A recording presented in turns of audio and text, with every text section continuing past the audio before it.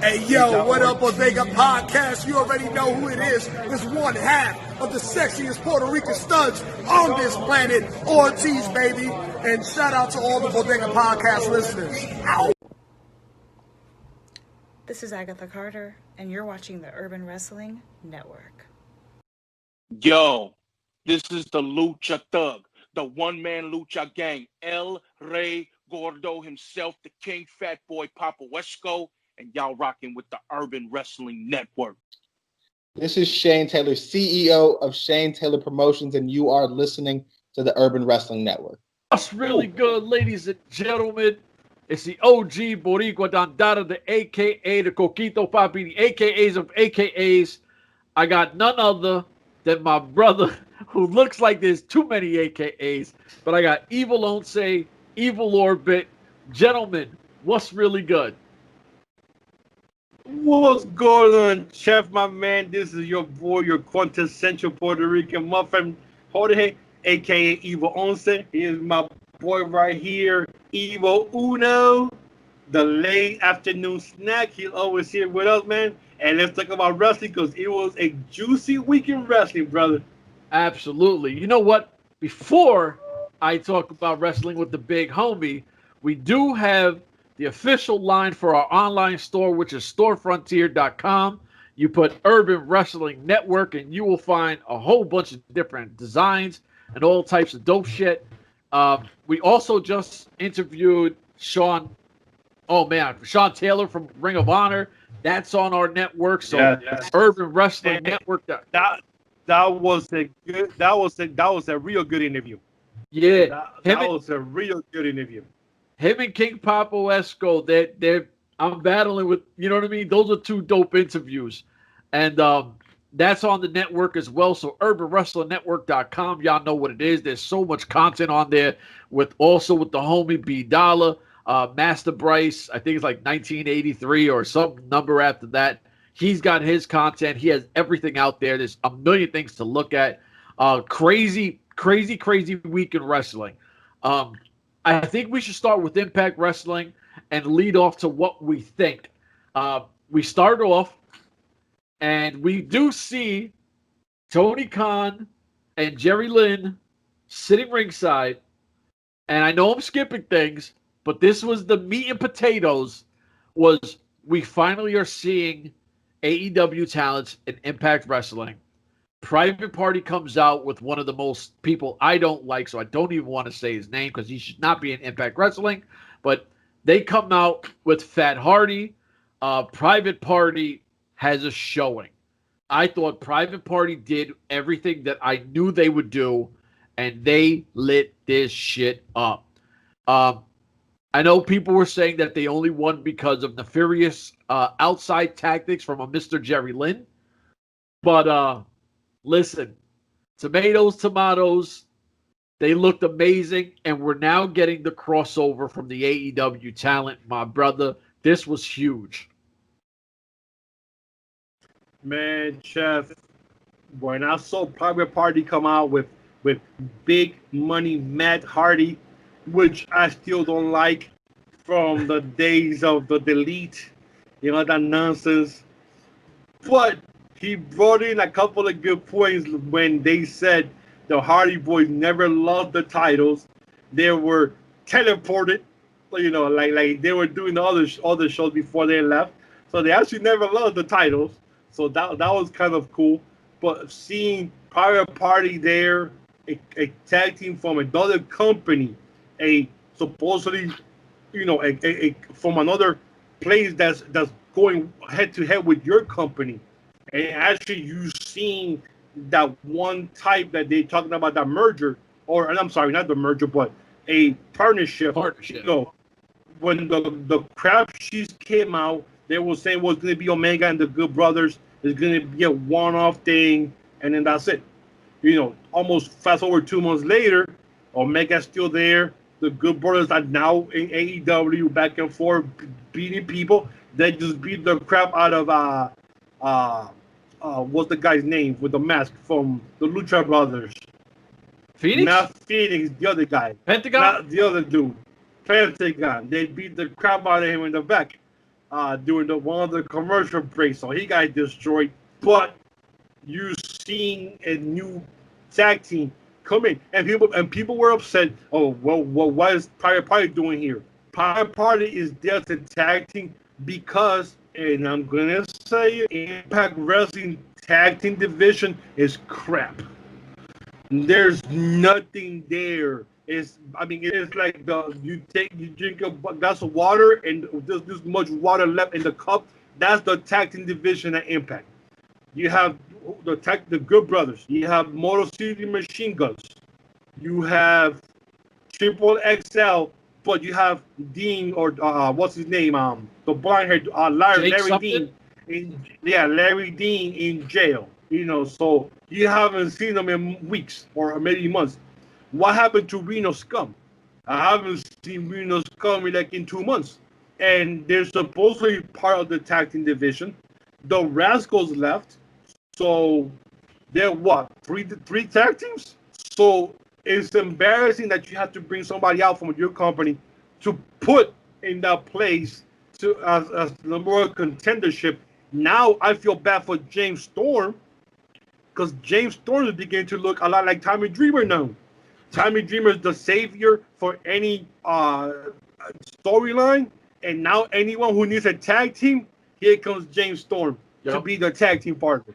This is like what, the third, fourth time in a year that he's done that with other people, so he's beginning to go into that. Then you see Mr. Tony Khan in the audience. Well, 2 chairs. That right there tells you a lot. Good things and bad things. And I'm sorry, but I saw some bad things, and I'm like, damn, man, this is kind of embarrassing for Impact Wrestling, because it shows how Tony Khan really cares for AEW, his company, and what he's done for the talent. Then it shows the Impact side. Ain't nobody from Impact doing anything for Impact. Only, we have a channel. Okay? We have a channel. Now what? Your people are embarrassed because there's no COVID testing at the last set of tapings when the stuff came out. Now you have some kind of testing, but Tony Khan is doing this, everyday swap thing right there with everything. The man is right there, sitting there, being part of the action. You have no one from Impact. What happened to Ed Norham? I'm glad you said that, because when I seen him with his book, and I know people I think said it's like a Star Trek book or something. I don't know. Yeah. It's a little Star Trek Captain Log thing. So I know cool though. Yeah. I know he was writing stuff. We don't know if he's legit writing stuff down or not. We don't know. But I thought it was really odd that not one person, not a Scott D'Amore or D'Lo. Well, I know D'Lo Brown is now over there. Congratulations, D'Lo Brown. But like the people that we know were in creative or part of staff, it was like, well, how come not one person is sitting right next to Tony Khan? Like, I didn't understand. I was like, this is really weird that an AEW owner is present for this, and the Impact doesn't have no one there. And I was like, oh, this is strange. Like, it looked really off to me. Well, when like you said, the people who the writers, Scott D'Amore and Don Callis. Don Callis now stuck in a big time storyline. Yeah. You got Scott D'Amore, who is everywhere now, and there's nobody else. What happened to Ed Norham? He's supposed to be the figurehead for Anthem. He should have been there, either sitting next to Tony Khan, like you mentioned, or on the opposite side. Like a show division. Yeah. Like you're embedding our show. Well, we're gonna hit you back. And my thoughts just went crazy in my head. And I'm going, look how much caring Tony Khan has. That if this pandemic continues,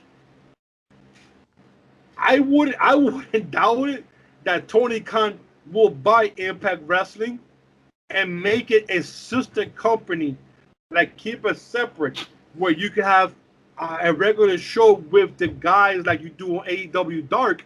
Go there. Plus, you keep hearing, and they promised us that there was going to be a second show of AEW. I mean, I'm not saying anything. I'm an Impact lover since day one, but I've been seeing a lot of non-Impact stuff going on, and let's not forget, Anthem is a company. It's not an identity. It's a company that owns other places. If you're not making money, something is going to happen because to make money, you have to make money. And if you're not making any money because there's no people coming in, nobody's buying merchandise, and nobody's buying concession stands and stuff. Like they did last year at the places that I used to go. I'm pretty sure they get a cut of the place, they get a cut of the concession stands, and they get 100%, close to 100% of the merchandise that they were selling. Absolutely. Ain't nothing going on because there's no people coming in. You're not letting any fans in. So I'm pretty sure it's almost gonna be a year since the pandemic started. So if they're losing money, they're gonna say, something, this is getting worse. We're gonna have to dump Impact Wrestling, and maybe that's the second show that Tony Khan was talking about for AEW. I'm just saying, I hope it doesn't happen. But my God, I mean, you can see how much Tony Khan really cares about AEW and his staff. You know what I don't think people understand is like you said, it's a company. If it's bleeding out, you got to cut your losses before you start putting your own money into it. And a lot of people don't understand what that means. You know what I mean? Like, you're playing with house money, and once that house money goes, if I got to start going into my bank account to keep it afloat, it's a problem. You know what I mean? Like, at the same time, people go, oh, they make X amount of dollars from Twitch, and I heard they're killing it financially off of Twitch. Cool. But you got to fly these people around. You got to pay for their hotels, and you got to pay them to work. Like, wrestling is an expensive business. I saw this button here that said, raise your hand. I raised my hand. You saw that? He said, I raised my hand. Yeah, I raised my hand, and I saw that right now. But I was going to say what you were saying. How crappy would it be? How crappy would it be if they're having the talent pay for their own stuff? Like, remember back in the days? How crappy would that be? That would be some shitty stuff right there, The only thing I'll say, and it'll be the only thing that I'll ever disclose, and I won't say who told me, but I had a talent once tell me that 4 of them stayed in one room, and that means 2 were holding it down on a bed, 1 was on a couch, and 1 was on a floor. Like, things were bad. And if it gets to that again, I don't think that, and I don't know these guys, I don't know this roster. So I don't know if they'll, push comes to shove, if they'll ride like that. But that would be a bad look. I don't know what they're doing. I'm not trying to assume they're cutting corners like that. But at the end of the day, you got to think, how much does it cost for you to fly, just one person to fly? You're flying referees, staff, or I don't care if it's Amtrak, whatever you're doing, it's costing you bread. And they're going to Nashville. Yeah. You know what I'm saying? Like, and at the end of the day, when you look at it, Tony Khan is a businessman. I know supposedly the dirt sheets that he tried to buy Impact a while ago, right before AEW did come out. But at this point, him taking all these subtle shots on their network, him in their arena, sitting down what could be scouting talent, you know what I mean? Like, it could really be, because let's face it, Tony Khan is a wrestling fan. He's not a business guy who owns a wrestling company. He knows what he wants to look for, and I do think he watched this very closely. If you look at the roster, most of their big-name guys were on the show. Go ahead, my brother. Raise your hand again. What do you got? Well, I was gonna say exactly what you said. I was gonna piggyback off that. And that's what you said. He is a wrestling fan. That's the key to Tony Khan. First and foremost, he is a wrestling fan before he's an owner. And the difference in Norham is a businessman. Remember when he took over? and the Yep. first set of tapings, or they was going to go live that night, and he was putting pictures of the new wrestlers so on Twitter, and everybody going like, dude, like you're spoiling the surprises of Yeah. Rita Scum, El Patron, some other guys that were there that one night. He didn't know what the hell he was doing, and this was back in 2018. So Yeah. I don't know how much more he's learned since then, but I'm pretty sure he's still a businessman first, then a wrestling fan second. And that's why I think Khan is going to come ahead, man. I mean, he's a fan. He sees what's going on, you know, and I'm pretty sure he's not wasting money just like crazy, like you know, at the beginning, because it's the pandemic. And you see, if you see new people coming in, is on AEW Dark that are low cut, you know, no damage. We'll pay you what, $200, but this is your exposure now to come in AEW Dark and have a match. Because if you see AEW Dark, dude, they have at least 3 to 5 new wrestlers every week, at least 2 female talents every week that you never heard of come in on AEW Dark. I'm pretty sure that it's a low cost for them, but it's a big opportunity for that talent to show off. I'm going to tell you that most of the talent that has been on Dark, I know are from Florida. And I'm not saying I know them personally, but a lot of them are for independent wrestlers from Florida. A lot of Texas. Texas. Yeah. Now, a lot of people from Texas now. Yeah. The furthest one that I knew was Danny Limelight, which we did interview. He's in California. He's the furthest one that I've seen that came out. You know what I mean? Like, so I was like, wow, all right, so you're not spending a lot because pretty much you want to be on Dark, you want to have your name put up, you're in Florida, drive down, I'll pay you this, and you'll be on TV. You know what I mean? Like, it's dope because guys like, and I love Ryzen. A lot of people might not know. I know the guy, and I'm cool with him. That guy works so hard on his gimmick, and I got goosebumps, and still, when the first time I seen him on Dark, because I know the work he puts in. I know how hard he works. And I was like, damn, somebody that it took that long finally, you know, now has a staple there. And yeah, he loses. He's got a million partners and, you know, it is what it is. But the guy's having the time. Getting exposure. He's getting exposure. His post today was so dope because he recently was in a match with Billy Gunn. And the picture is him like this. And he goes, a 14-year-old me, if you would have told me I'd be sharing a ring with Billy Gunn, I would have told myself that I'm full of shit. And now, with one of his idols, he's in a ring with. You know what I mean? Like, there's so many guys that are doing this.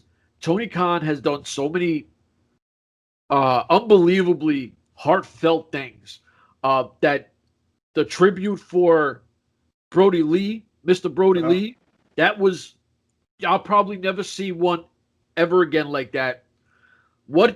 The way he handled his son, and I don't like goofy stuff. I don't like goofy things, but that kid is killing me. I love it. Yeah, I love it. You know what I mean? Like, I don't know why. And he did his birthday party this past week. He's doing the, you know, and all of them are going crazy. And I was like, yo, this kid, if he sticks to this, I'm not saying he's the next Mr. Brody Lee, but he's already invested in a storyline. You know what I mean? Like, this kid has all the stuff written for him, and Tony Khan obviously cares. When we were watching Impact, Tony Khan being there, you see him, and this is what I was more interested on what his facial expressions were than a lot of the stuff I was seeing in the ring. He was invested in the product, and I was like, oh, shit. I think Tony Khan's going to buy this. Now, my admin for the Urban Wrestling Facebook page, Mr. Lloyd Strickland, he said, yo, you're telling me that Tony Khan can't talk to TNT and be like, listen, I'm going to buy Impact Wrestling. We're going to put it on TBS as our second show. And he goes, and I don't know if they would do it this way. He was like, let's bring the 6-sided ring back and bring back TNA. I'm a TNA mark. I'm all for it. I know a lot of people don't want TNA. Am I getting a flag on the play? There it goes. 15 yards for kissing butt. 15 yards. Come Listen. on, man. Stop it. I'm sorry, but you were good up to the 6-sided ring in TNA. Dude, you had me emotionally invested. You said that name and All right. Would it be okay to do Impact Wrestling with a 6-sided ring? yes. Okay. So I love the six. I love the 6 and the 4-sided ring. I will take a poll of everybody that wrestles the talent. Which one you prefer, the 6 or the 4? And whatever the favorite one, I will go with that one. But I always love the 6. I know some guys don't like it. Some did. the ropes are tight. Even the 4, I was fine with it. But didn't they have the sale blow up sale with DC Carter, and they got rid of all the stuff on eBay, so they're gonna have to go back on eBay and try to buy it back from whoever bought it. Hold on.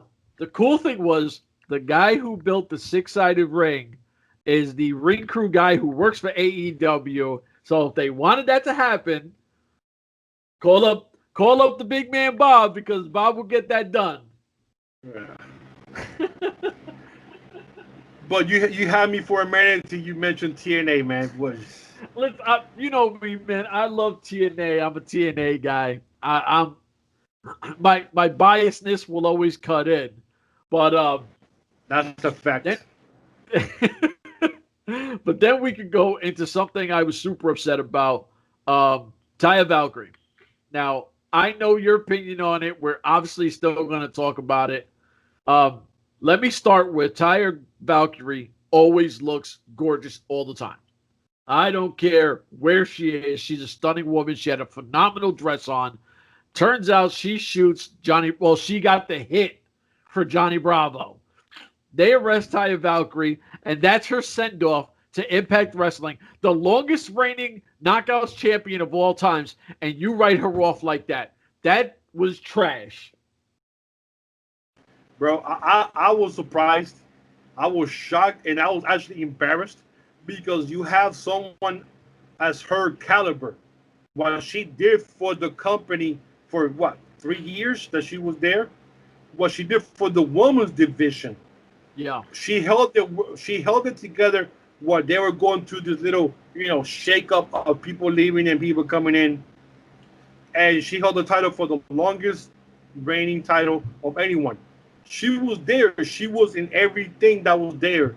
But then you have the Rascals who never did anything in that company. Not one belt, not one tag team belt, or not one individual belt.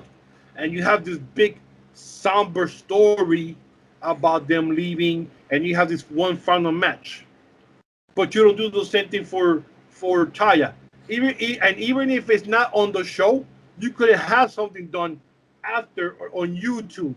You know, the wrestlers, their opinions of Taya Valkyrie, their memories of her and stuff like that.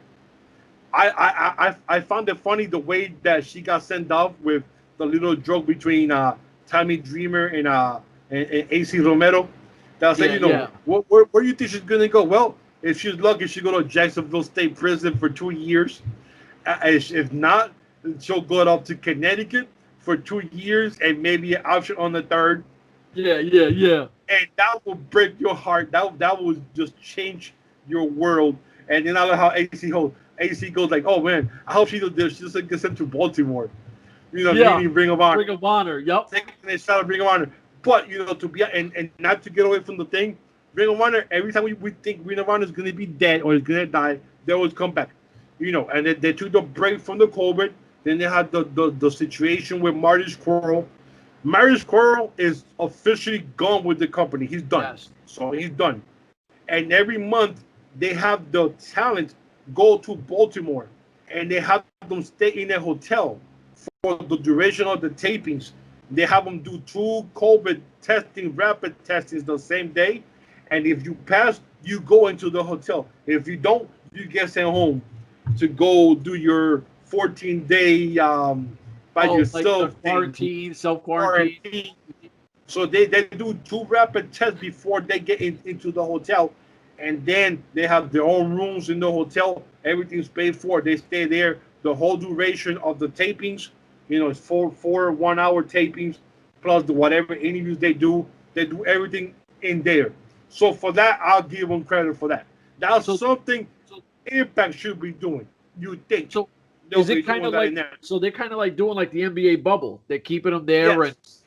okay. They keep them there, and then they'll go to the location, do the matches and all that kind of stuff. And go Do the right back. interviews. They go back to the hotel. Oh, we need you tomorrow. Boom, you go back. You do one thing, and you do everything for 2 or 3 days, and then they do the taping for a month. You think Nashville and Impact will do that in Nashville? They'll get the people at a hotel that everybody could stay there, do the testing, rapid testing, but we don't know what the hell they're doing there. So, but anyway, back to Taya. Well, because and we'll definitely jump back to Taya in a second, but you bring up ROH. I know ROH in February is doing that Quest for the Gold, the women's championship thing, and I think so far, yeah, it's February. Oh, I think February. didn't see that. No, I didn't know Yeah, I think one of my guys posted it in our page, and Angelina Love and Winter. I always call her Winter from. Remember, she was Winter in Impact Wrestling. that. She was like, Katarina Weathers or Waters or something like that. Yeah. She's in one of the graphics as well. Those are the ladies that I've seen, and I was like, okay, I'm interested. You know, like I know Angelina Love is a super veteran, but you're looking at a 6-time knockout, a multiple-time tag team champion, a Ring of Honor women's champion. Like she is super decorated and she can still go. So I was like, wow, okay, so they're, Kelly Klein is no longer with us. The belt is vacant. They never said it, but you're having this tournament, so I get it. When that was like 2 years ago. That happened. Kelly Klein. She had the championship belt December 2019. Her contract ended December 31st, 2019. Since then, a whole year has passed, and you still have not a women's champion. It's like the women's division just totally never existed, bro. It was a fake memory. Back to Taya. Yeah. With Taya Valkyrie, I would love to see her with AEW, not because of this partnership. AEW could use her, and I don't think people understand. If we could get Taya Valkyrie versus, and this is hypothetical, but they have them on their roster. Taya Valkyrie versus Thunder Rosa, which I think Thunder Rosa is the best female wrestler on the planet. Taya Valkyrie she is the shit. You know what I mean? And they could put on an instant classic.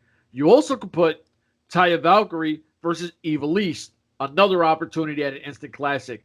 And you have the current champion, who I think is super dope. I think her name, is her name Rio something? No, Hikura. That girl. Sheeta, there you go. I think she's super dope as well. So there are so many opportunities if you bring this in and do it right. I know everyone's saying she's going to WWE to be with her husband. Listen, if that's the case, that's cool. Be with Big Papi. You've been killing it in Lucha Underground. You've been killing it in AAA. You've been killing it in Impact Wrestling. She's a champ everywhere she goes. If you get in the bag, get the bag. I am not mad at Taya for going anywhere she goes.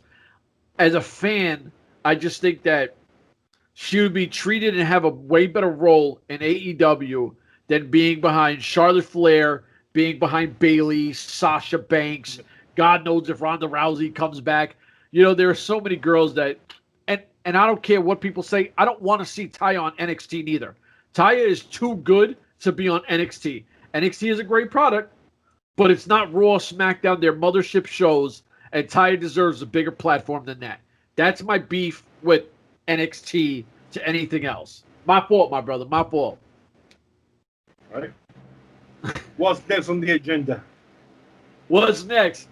So, and I know I was joking with you about it. We could transfer it to AEW. Something that pissed me off, and I know you made a joke, and it made me laugh. Dry snitching as Don Callis. Now, Don Callis decides to walk talk to the Bucks, try to talk crazy. They throw something at him. You know, I thought, and I'm not a big Don Callis fan. He is winning me over, though. I'm going to admit that I've never liked Don Callis ever until last week, where I was like, this guy's entertaining, even when he's not talking shit and getting over. Like, the Bucks really gave it to him, and I was like, that's why he's good. You know what I mean? Like, I finally found that, and I was like, man, I started to like Don Callis, the invisible hands, and they blacked his eye. Kenny Omega comes out of left field. He's like, what's up with the shades? You know, he's trying to play it coy, like, nah, you know, just the designer shades, blah, blah, blah, blah, blah. And he's like, look at the shirt. Then he knows, he's like, take them off. And he's got, you know, they blacked his eye. And he got super pissed off. That whole scenario, when you watched it, what was your take on it? Oh, I was dying laughing because he's just like, Don Callis is an actor. You could tell that this should be doing movies or TV shows or whatever. And he's, like you say, he's playing coy with it.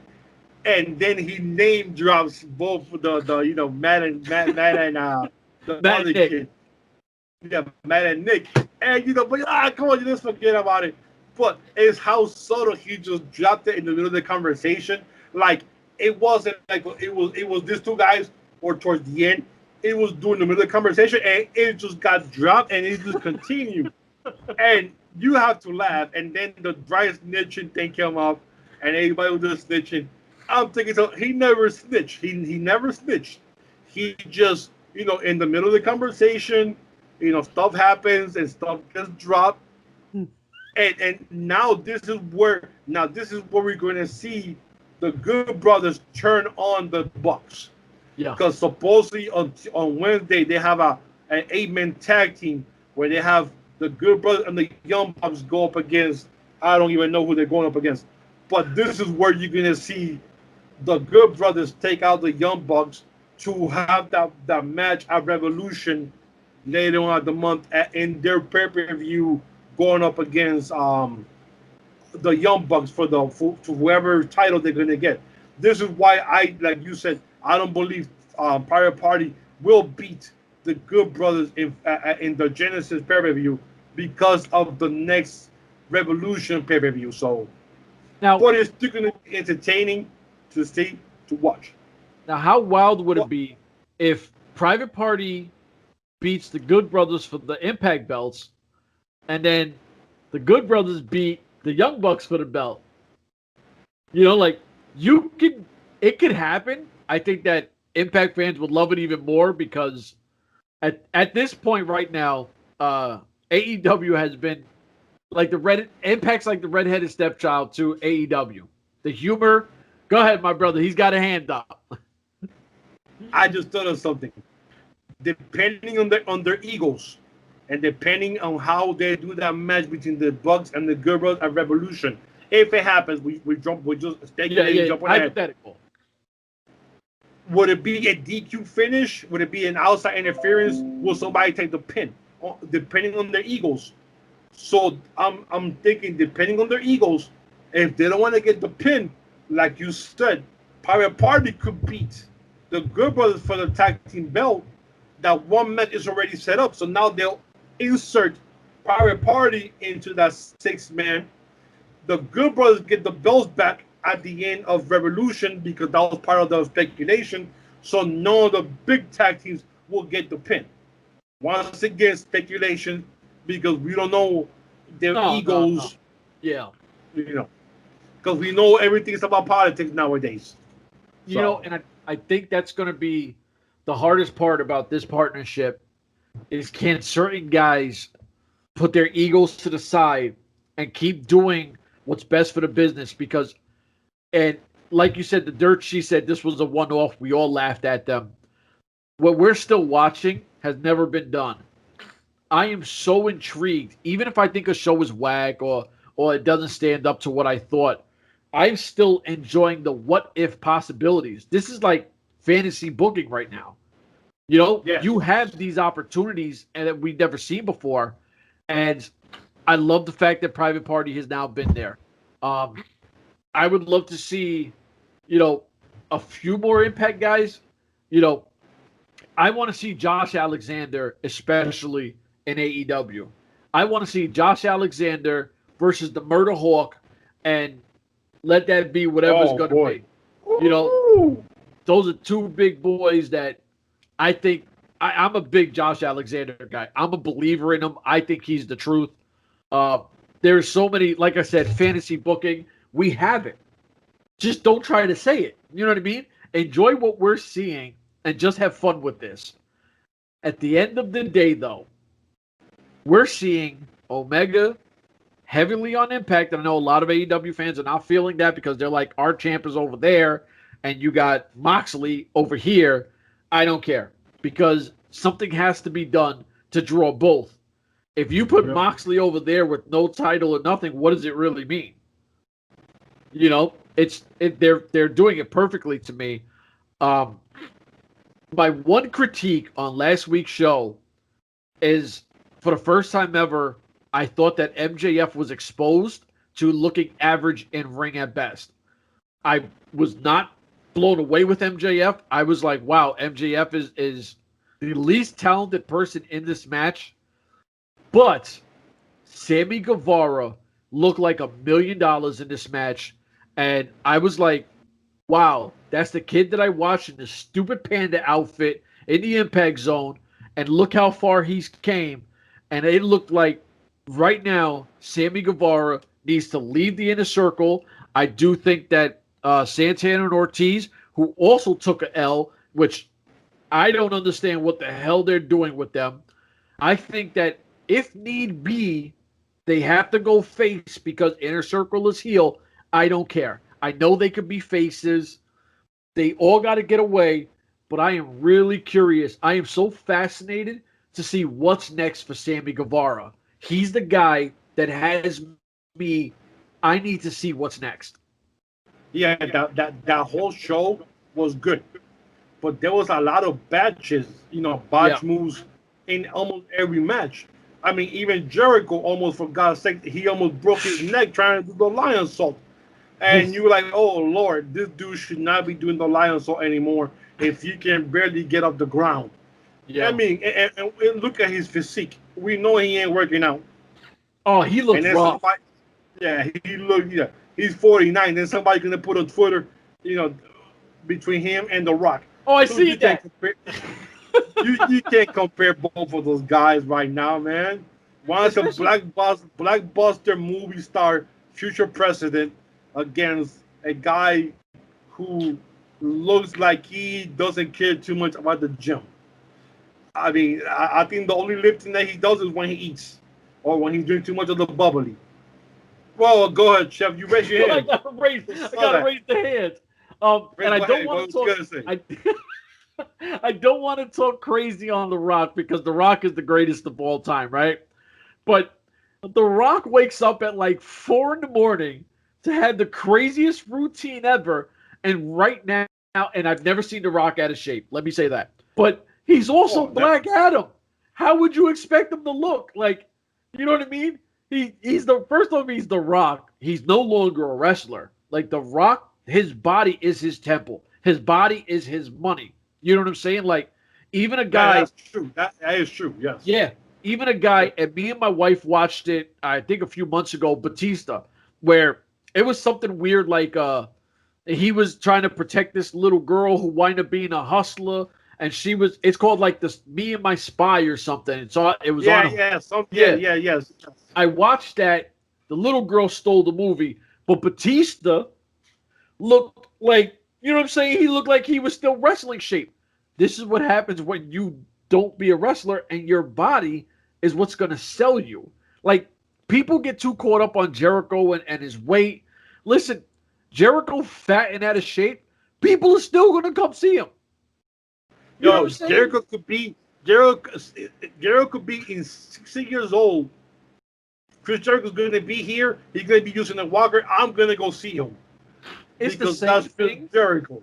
It's the same thing when Ric Flair comes out and kids who have never seen him, let's face it, 13-year-old kids are going, woo! You know, as soon as his music plays, you hear that, duh, and kids go nuts. It's because he's Ric Flair. It's because it's Chris Jericho. It's because it's Hulk Hogan. You know what I mean? Like, all those guys, they have that thing because of how special they are. Jericho is special. So you want to hate on his weight? Hate on his weight. Chris Jericho don't give a shit. He knows my value is I'm going to come out here and I'm going to talk some shit and people are going to love it. I'm going to tell you now, if Chris Jericho decided right now while we are doing this, I'm hanging it up, I'm going to be a commentator, Chris Jericho might be the greatest commentator I've ever heard in my life. So how awesome is this guy that he could do anything in the industry and look great? My fault. No, go ahead. Yeah, but it's true. But it was a lot of batches, you know, during the matches, especially that one match, there was a lot. Yeah. And Jericho doing that, I mean, I got scared when I saw it because oh shit, this dude's almost kill himself. Yeah. But like you said, Sammy stole the show in that match. MJF didn't look that special, but he is getting built to be that top heel in AEW. Once Jericho moves out of the way, he's going to be that heel. So I understand that, but Guevara, he's got to go, and so does Santana and Ortiz. Both of them, all the three guys got to leave the inner circle. Yeah. You know, the inner circle thing is already washed up already. I'm bored of it. To be honest with you, I'm already bored of it. I'm waiting for MJF to turn on Jericho and just set up the stage and then have the passing of the torch with MJF beating Jericho. You know, he's already beat Cody Rhodes, so that's one stone he already climbed. The next stone and the last stone he has to climb is Jericho. And we already know what's going to happen. We already know why they're doing this with MJF. He's going to turn on Jericho. They're going to have that one-on-one match, you know, preferably in the summertime or all in or all out, whatever, and pass the torch to MJF. If they think that he's ready for that, then he'll go ahead and he'll be the number one heel in AEW and perhaps hold wrestling for the next 15 years if he stays healthy.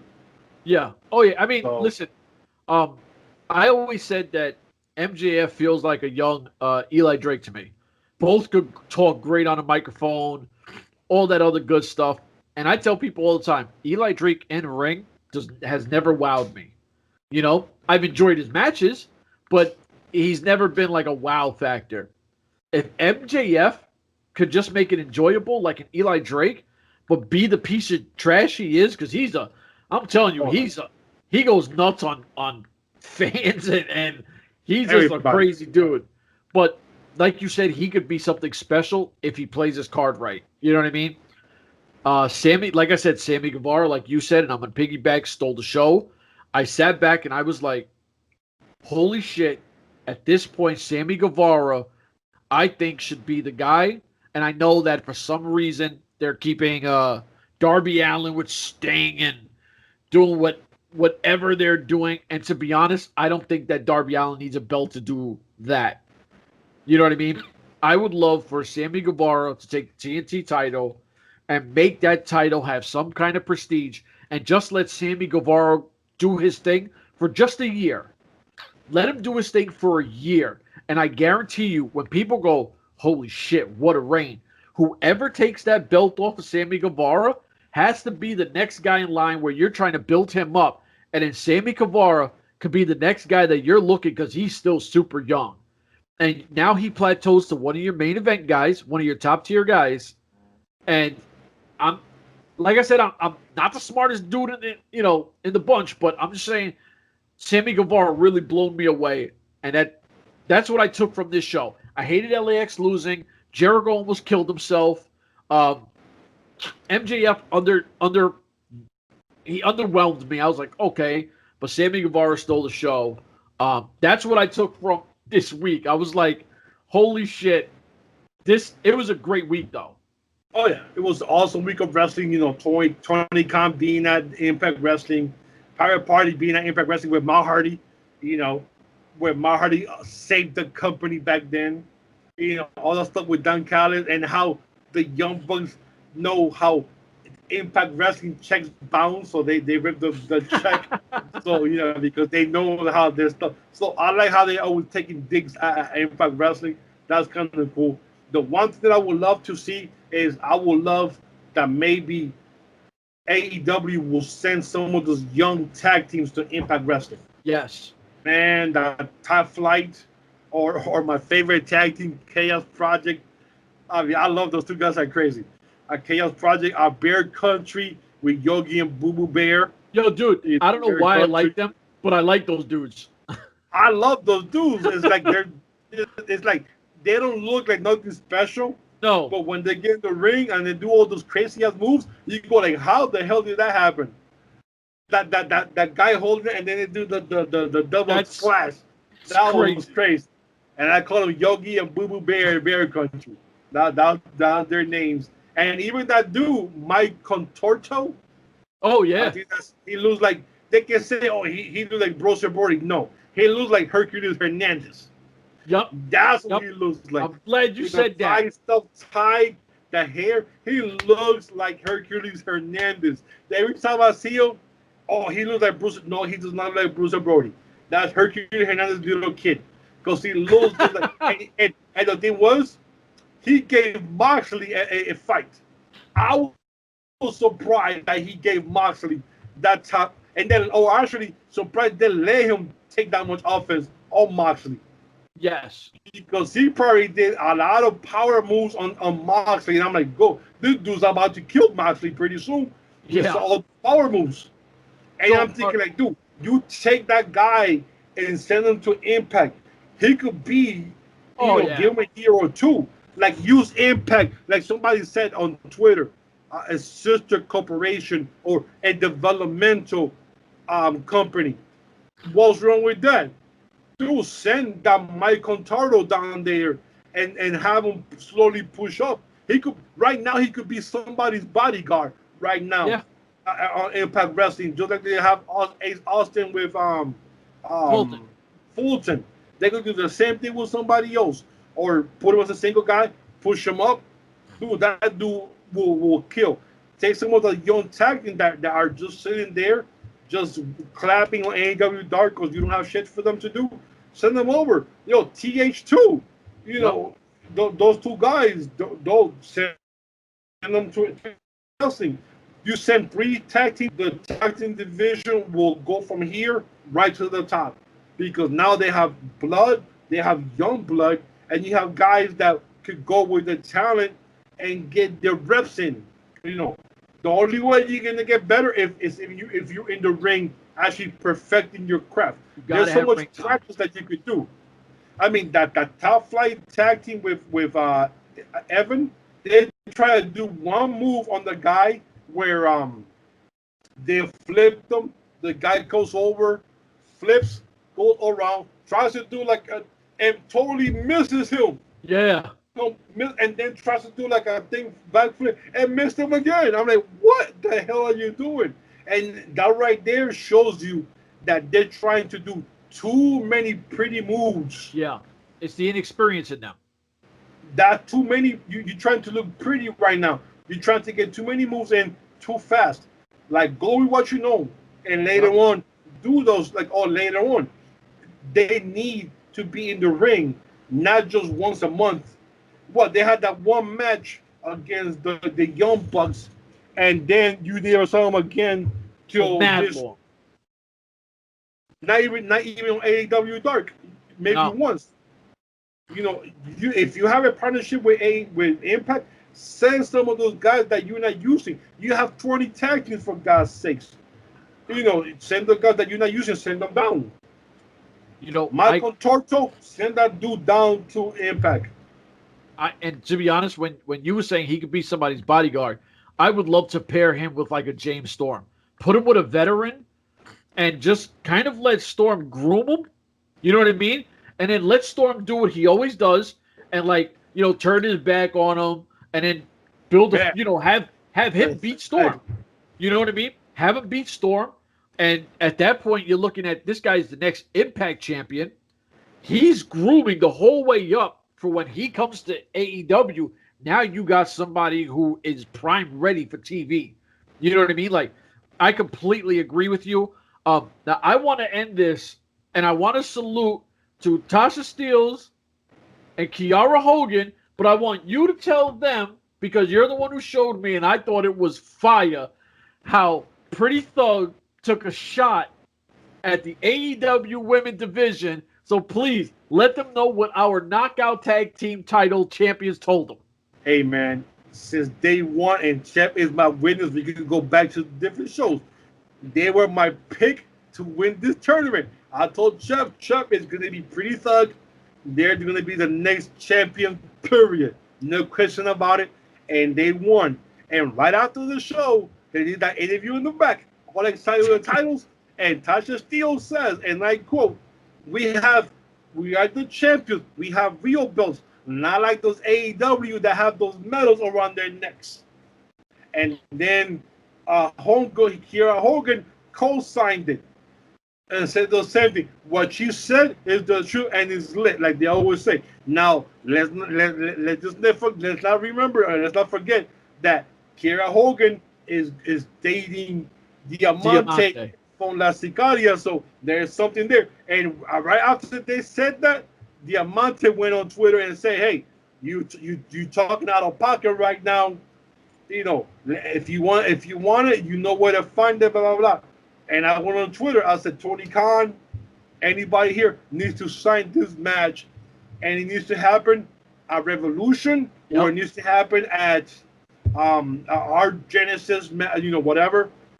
Have their medals against their titles. Have them going at it. This is gold right now. If you notice, NXT and WWE has been taking a lot of bullshit posting about how once again they invented the revolution of women's wrestling again, which is nonsense, because now they're doing the first ever female tag team Dusty Rhodes Classic. I'm sorry, I love Dusty Rhodes, the Mr. Bionic Elbow, the Bull of the Woods, the Bull of the Woods. Let me tell you something, Mean Gene. The Bull of the Woods. They have tarnished that name of Dusty Rhodes WWE for a long time, for far too long. Everybody knows, and Chef knows, and I know because we've seen this man wrestle. Dusty Rhodes belongs to the NWA. Yes. WCW days. When he went to the WWE, they destroyed him. That polka dot bullshit they did with him, that nonsense. Please, no. And now, and then they went as petty as taking the last name from Cody Rhodes. Oh, because he wanted to franchise some names to AEW. So he went and franchised the names. And the day that the 1 year, because once you do a franchise for a name, you have a year. And if you don't do anything with it, you lose it. You lose the rights to it. Yeah. So as soon as Cody Rhodes lost the rights to 3 names that he was trying to get, they really let the Rhodes name slip out and go to Cody Rhodes. So don't think for a minute they really did this out of the kindness of their heart. No, there was something that they gained behind it. That's the reason why they got the last name back. But his name has been tarnished. This Dusty Rhodes Classic is a nonsense. It's total shit. And it's all NXT wrestlers. Dude, really? Come on, man. So once again, they try to steal the thunder from everybody else outside. And we all know that the Women's Revolution started with Impact Wrestling. Let's get it straight. Impact Wrestling started Women's Revolution. Now, when Impact Wrestling started, what, in 2010? No. 2004. 2004. When Impact Wrestling started, they didn't go crazy and start a women's division right there and then. No. It took them years. And when Gail Kim threw herself over the top rope and came over to Impact Wrestling, they used her as the stepping stone to build the division around her. So it was maybe 3 years later, before they started the Women's Revolution in Impact Wrestling. When they started that, it went off. Listen. And they were the first females to ever wrestle in the Arab country. Yep. And I don't know which one it was. If it was one of those Arab countries, I'm sorry, I can't remember the name of it. but they were the first female, not WWE. It was Impact Wrestling. The first hardcore matches, the first female battle royals, the first females shaved their heads. All that stuff happened at Impact Wrestling. Nowhere else. It was Impact Wrestling. So let's get this straight. So once again, WWE is trying to, we invented the women's revolution. No, you didn't, man. Stop. You know what? So they need to do this match. Las Sicarias against Pretty Thug needs to happen. Pretty Thug needs to go out there one day at AEW Dark and just sit there with the belts. If you don't want to do on the main show, you will use AEW Dark for that. You could use that for that. This is the perfect example. And Impact Wrestling needs to take notes on how to use a second show on YouTube, because Impact has that one show. What's it called? The Impact? No, what's the show they called? Explosion. One match, maybe one match, and then the rest is interviews and talk. Dude, use the Explosion show to feature your females or people that you're not using. If you have a partnership, have the Sicarias come out here and have a tag team match there at Explosion. And have their medals be on the line and start that thing there. It doesn't have to be on their main show. You have other options to do it. Somebody's dropping the ball. Like, once again, Tony Khan is going to be the one that's going to have to pick it up and do something, because obviously Impact Wrestling is not doing what they should be doing. Oh, and thank God, finally, thank goodness, and I pray to God, thank goodness, that the buzzkill Josh Matthews is finally out of the damn booth. He was good for the first 2 to 3 years. I love the man. The last 5, that dude became stale. Here comes the new wrestler. Oh, look, it's Eric Young before anybody coming out. You saw Private Party come out? My striker waited for them to come out before oh my God, is my Hardy and Private Party. He didn't say before the camera showed it. He said it right after. Dude, it was such a breath of fresh air to hear D'Lo Brown and Master could take over, because they brought you in. They sold you on the stories.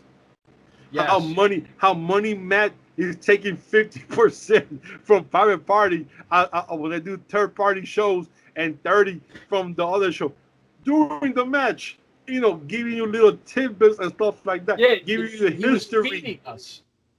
And he sounded excited on his voice. Now, yes. I'm pretty sure Josh Matthews is still in the company doing something behind the scenes. Yeah. And I applaud him, congratulate him, bro. Do what you gotta do. But thank goodness that man is finally out of the booth, man. Oh my God. Best thing ever. Best thing ever. Best thing ever. You know what? That was like a great late Three Kings gift. Oh my God, dude. I was like, oh, thank God. Thank you, Three Kings Day. Thank you, Merry Christmas. Thank you, everybody that's out there. I was so happy when I heard that there was going to be a new team for the pay-per-view, and then taking over after that. Dude, that was like the best gift you could give me. So, on top of that, before I get us out of here, we do have an interview coming up that it's something we've never done. We're going to be speaking to a friend of ours who he's been rocking with us for a while, Ref Rodney. He's on MLW. He literally just reffed the Jacob Fatu versus ACH match. I was taking a million shots of him, putting him all over the place. I love the guy. He's a great guy. He's also refs so many indies out here. He's on a big one called No Peace Undergrounds. So he's working, and I'm talking about a guy who's been in this business for 6 years, and he's starting to finally get on, not even as a wrestler, but as a referee. And he was like, don't matter how I get here, I'm going to get here. And I appreciate that. Tuesday, we're going to talk to him. UrbanWrestlingNetwork.com for myself. Look at the shirt. Look at the shirt, people. Urban Wrestling Network. There it is. That's what I do, baby. That's what I do. I even wear this when I go to Walmart and everywhere else, because everywhere I go, people know it's the UWN. Ladies and gentlemen, for myself, Evil Once, Evil Orbit, we're out of here.